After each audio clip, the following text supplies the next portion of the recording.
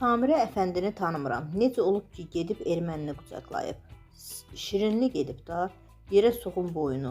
Adam qəhətdir sənə, gedib ermənini qucaqlayırsan. Kül təpənə ay Samirə. 100 illərlə bunlar bizə qan uddurub. Uşaqlarımızı öldürüblər, əsir götürüblər. Başımıza olmazın oyunlar açıblar. Sən indi durub ermənini qucaqlayanda utanmadın? Utanmırsan? Ayıb deyil. Adam bu qədərmi məntiqsiz iş görər? Hər şeyin həddi var. Ermənilərlə barışmışıq.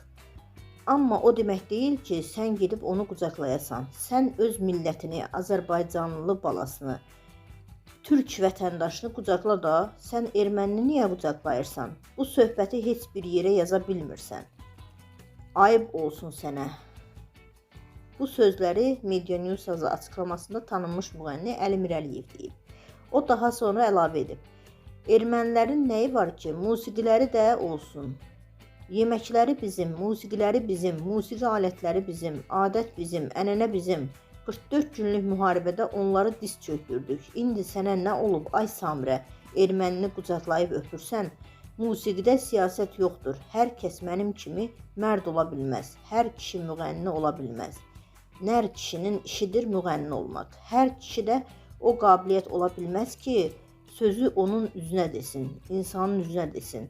Mən deyirəm də, düşmən də oluram. Xatırladaq ki, Qazaxıstanın paytaxtı Astana şəhərində beynəlxalq musiqi müsabiqəsi keçirilib. Azərbaycanı münsiflər heyətində təmsil edən müğənni Samirə Əfəndi Ermənistan iştirakçısı Saro Gevorkyana 12 bal verib. Daha sonra o Saro Gevorkyanı qucaqlayaraq bağrına basıb.